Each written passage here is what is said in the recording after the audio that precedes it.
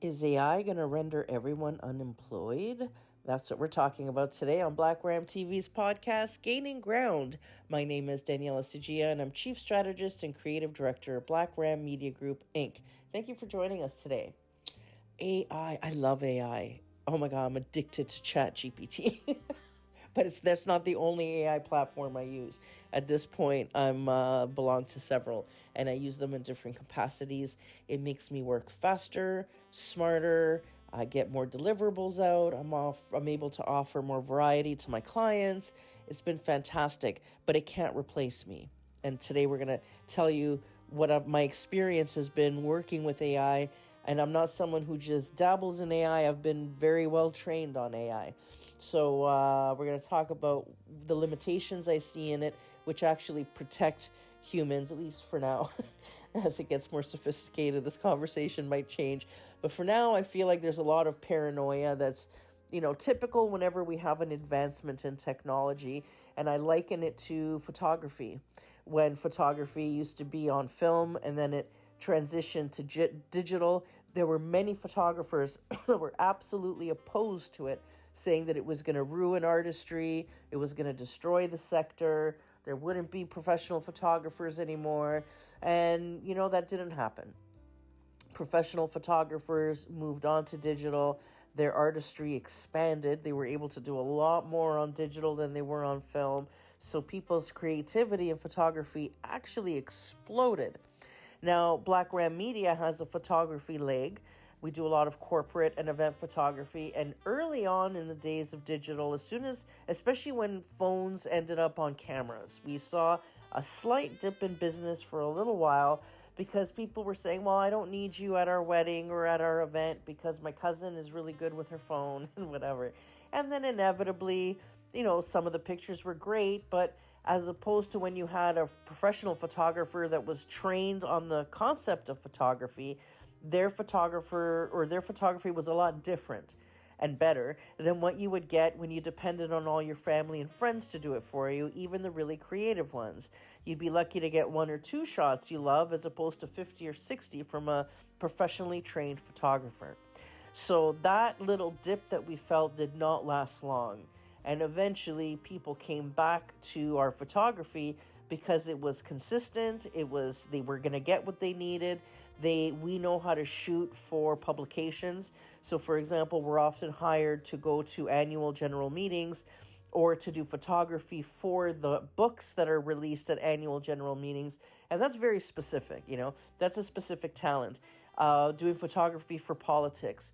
Not only is it a specific need in terms of, for example, off the top of my head, needing to have a lot of negative space so we have time to put slogans and words around the picture of the politician, but there's also a lot of rules. Elections Canada rules as to where you can be photographed, what you're not allowed to be seen in a photograph, that sort of thing. So again, those nuances are missed, right? And, AI misses a lot of nuance.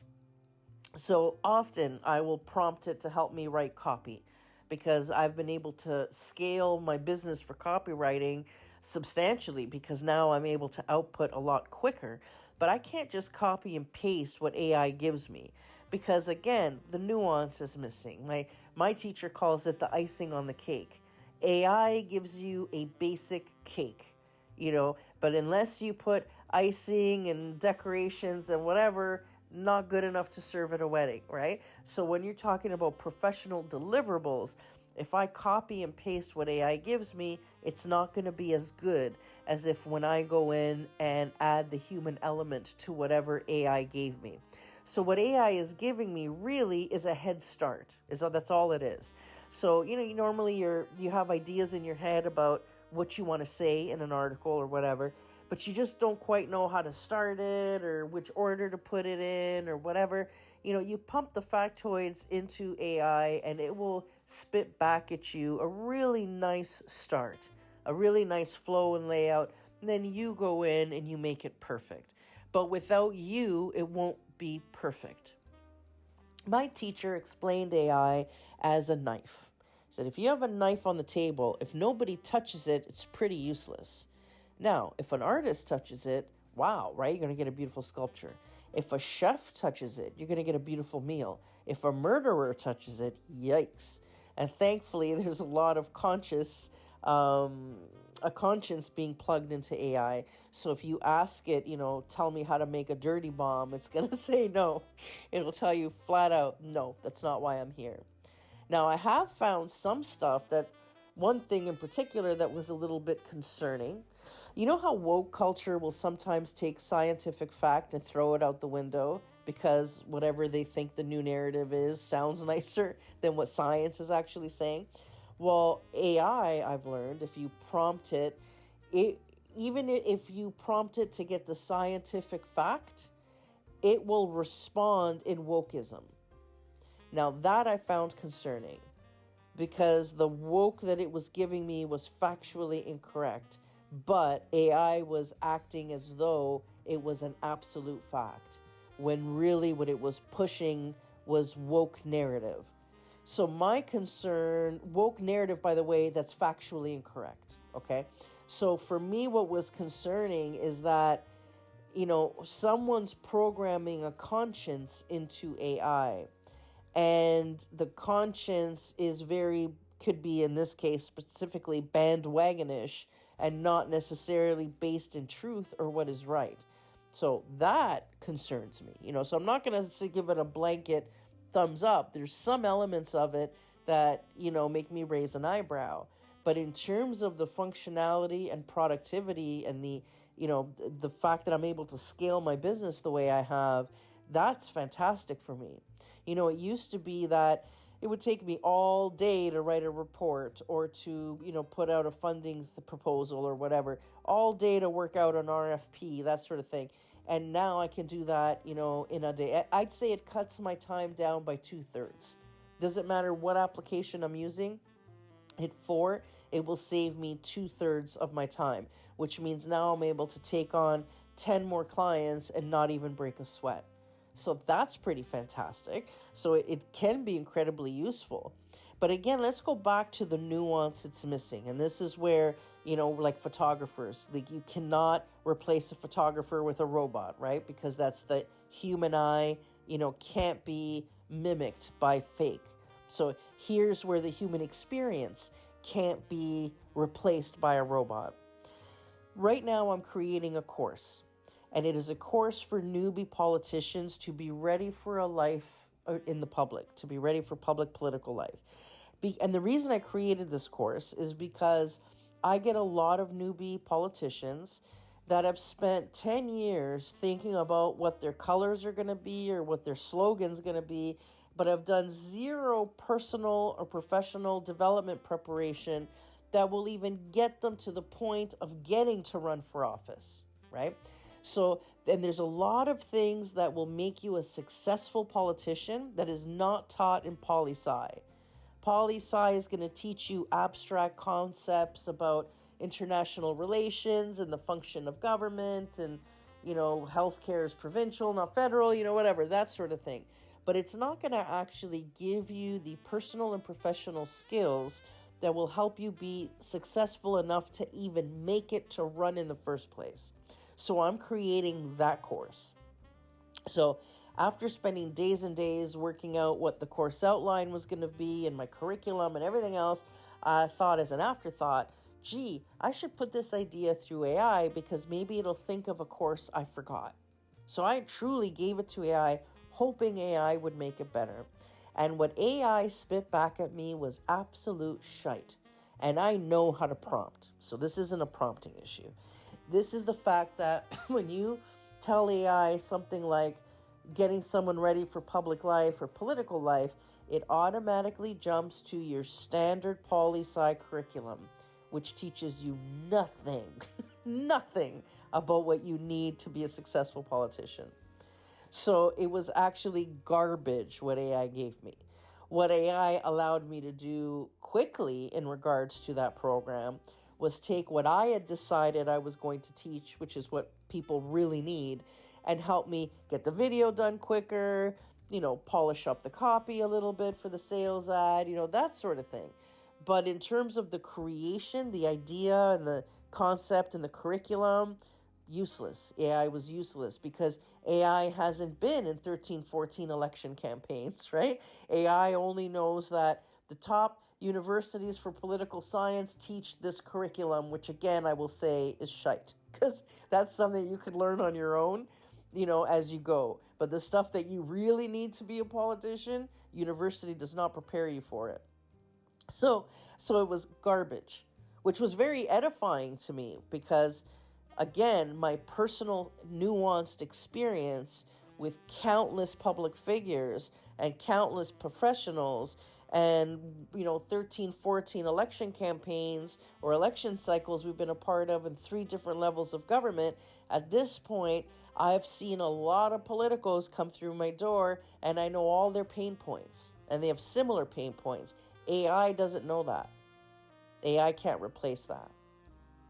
So all it can do is take my experience, my knowledge, and my value and make it sound a little better or make the visuals come out a little quicker. But it can't replace it. So if right now we raced and said, okay, I'm going to compete with AI on a similar program.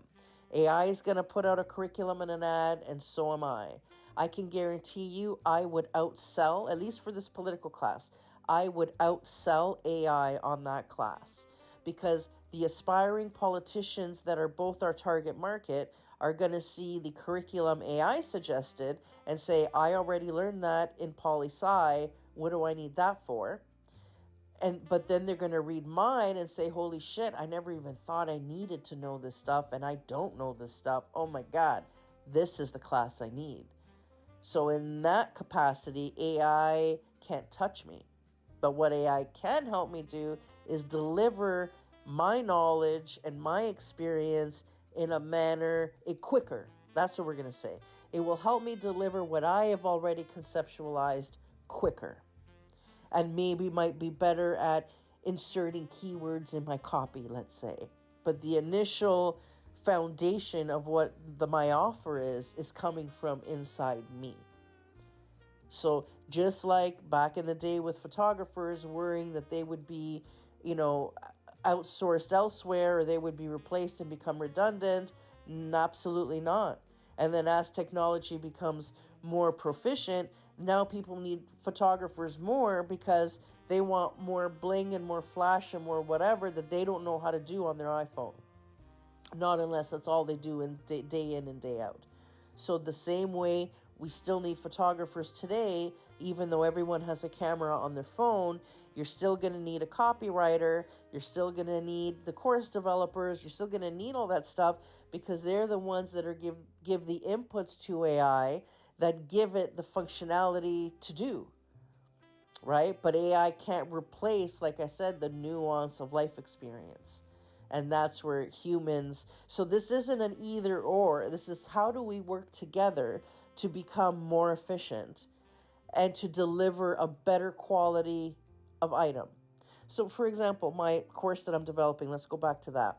So it's an audio course, and I was happy enough just doing audio. And before AI, if you had said to me, well, maybe you should include a PDF in at least some of your classes so people feel like they get more than just a class to listen to. And at first, the answer was, oh my God, it's going to take me so long to do those PDFs. It's just a waste of time. I don't need it to sell the course, so I'm not going to bother.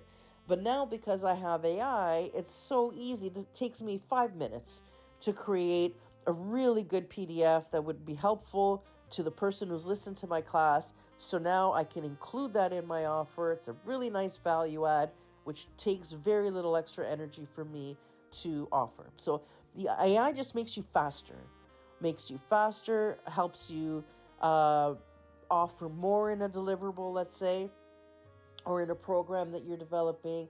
Might help you with better copy, a video, whatever, the artistry involved. Gives you good suggestions on key messaging, will give you the research on your target market, whatever, but you still need to put all of that together into a thing. So AI, for now, still can't replace a human. They can just make a human more efficient and more productive. So that should hopefully calm a lot of people down on their fears that AI is going to put us all out of work. If they do, society is just going to have to compensate with a new monetary system, perhaps, or a new economy. But even that, that's a slow grind. That's not going to happen in 5 minutes. So for everybody to think, I'm skeptical, I think that is a childish resentment. When I hear a media professional say they are skeptical of AI, I chuckle at them. And I know that they're insecure and that they're not forward thinking. So, for example, we're a film and media company as well, right? We do campaign videos, we do film.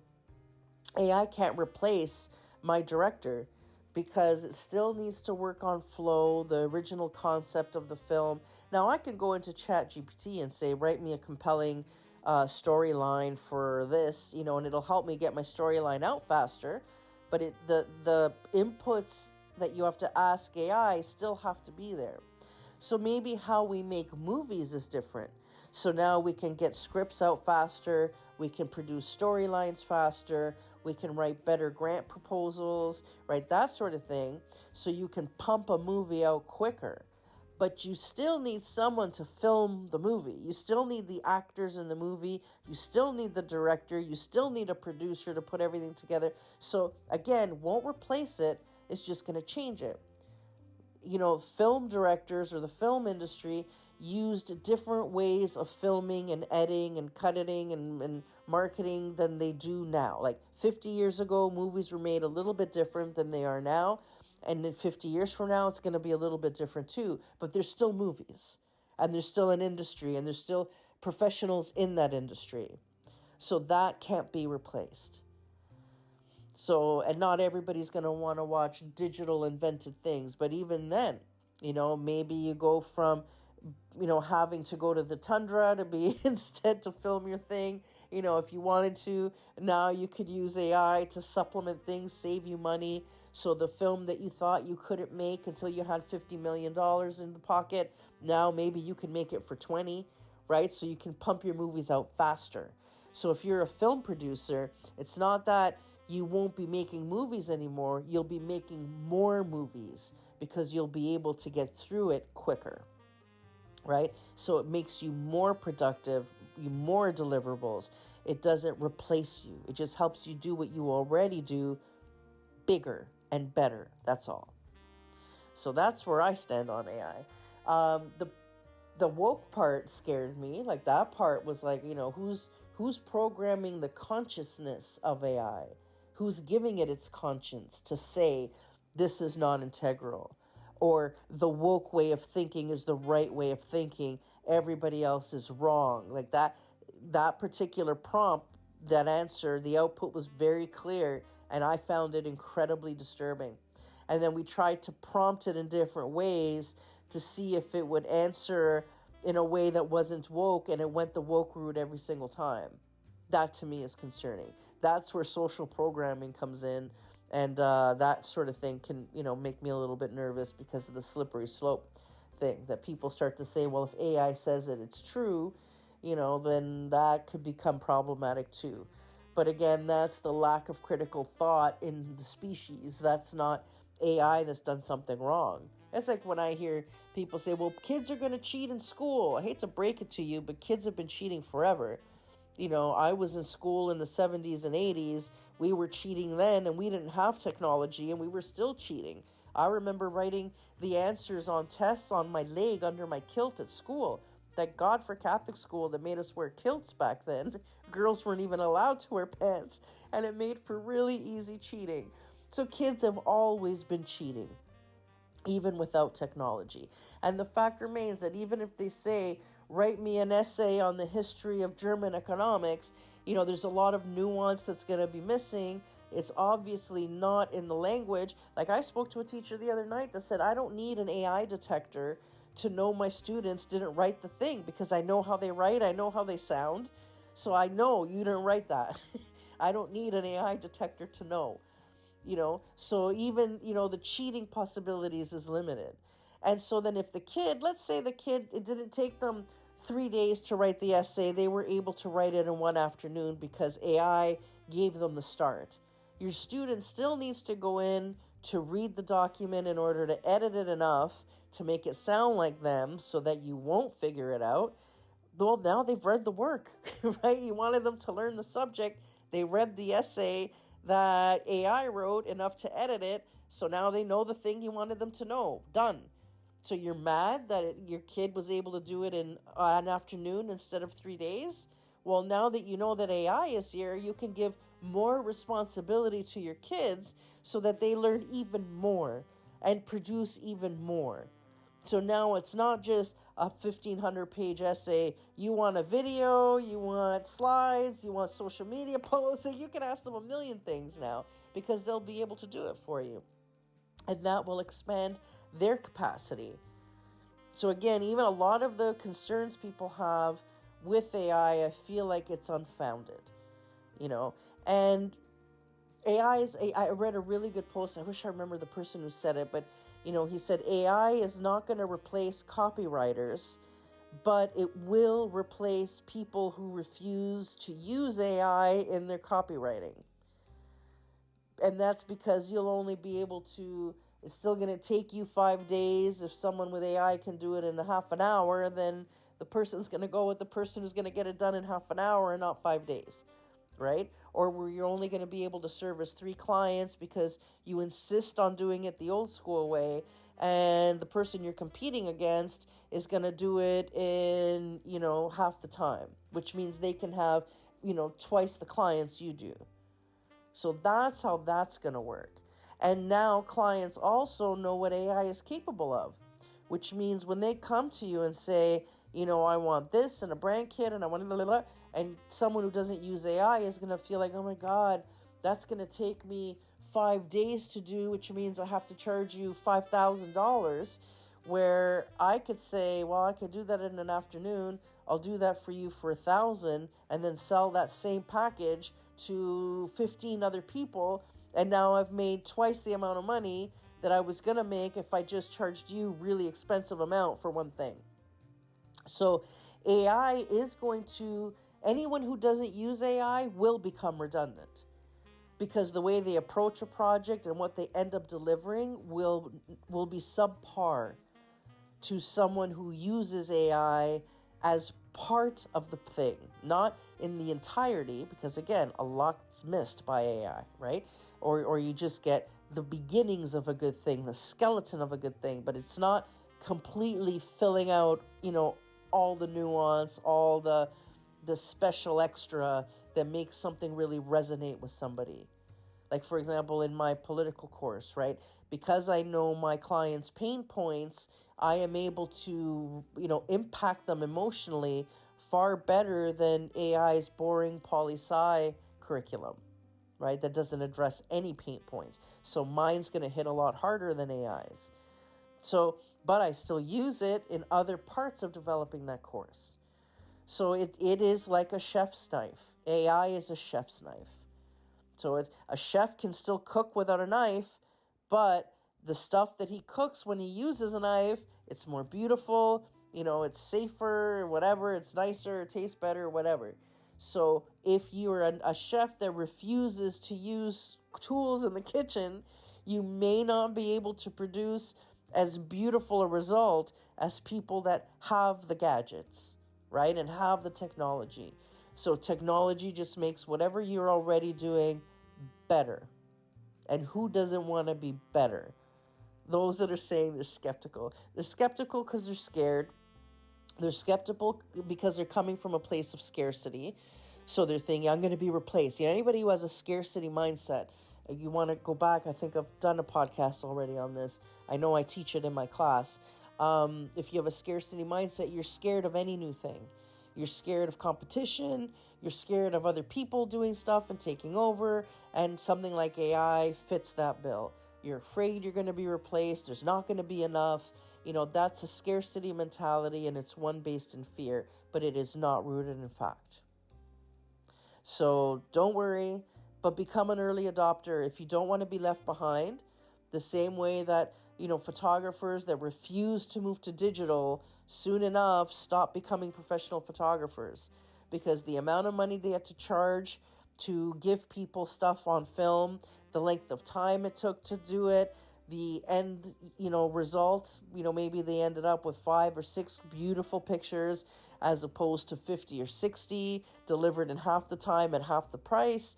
So it was the photographers that refused to move to digital that ended up becoming redundant. But those that kept up with technology are still incredibly busy. As much as Black Ram has the political strategy, and we, have a website arm, and we do communication campaigns and marketing and film and documentary, the photography still makes us a lot of money every year. It is a big chunk of what Black Ram makes every single year, even though everybody has a camera on their phone. And AI is exactly the same. Everybody will have AI on their phone. And what we're going to see is more eloquent Facebook posts. That's going to be it. You know what I mean? Or some services will become far less expensive, and you'll be able to collect them in half the time. They used to have to wait for your media company to deliver something. You'll get it in half the time at half the cost of what it used to get before. And as someone who owns a media company, I'm not concerned about the price going down of things I'm offering. I'm happy because now we're more affordable to more people, and I'm able to share my gifts and my skill with even more people, because now I have the time to take on an infinite amount of clients without having to spend a ton of money hiring more people to do that work, right? Because there's a lot of times I can hire and train somebody, but I can't teach them every single thing I know about politics and campaigns, because I learned that stuff not by reading a book, but by running comms for, 13, 15 elections at this point, election campaigns. That taught me a lot that I can't just teach somebody in a 2-3 hour conversation. So that I cannot be replaced, but I can be hired to use my expertise and experience alongside AI to then create campaign management stuff that is so stellar. It's going to be hard for my competition to keep up unless they're doing it too, which they will be and are already doing. Everybody's already using it and have been for some time. It's just now trickled down to the public, right? But media people have already been using and training in AI for quite a bit. It's just that lately it's been hitting the headlines, and that's good. That's okay. So that's my thoughts on AI. I hope that puts your mind at ease or gives you some stuff to think about. If you were hesitant, I hope you embrace it for the sake of your own earning potential. And if you have any other questions or comments, whatever, any other topic you'd love me to speak on, I'd be happy to do that. You can just email me at Daniela, Daniela, at blackrammedia.com. Thank you for joining us today, and I look forward to doing this again. Have a great day, everybody, and in the meantime, go get 'em. You've been listening to Gaining Ground by blackrammedia.com.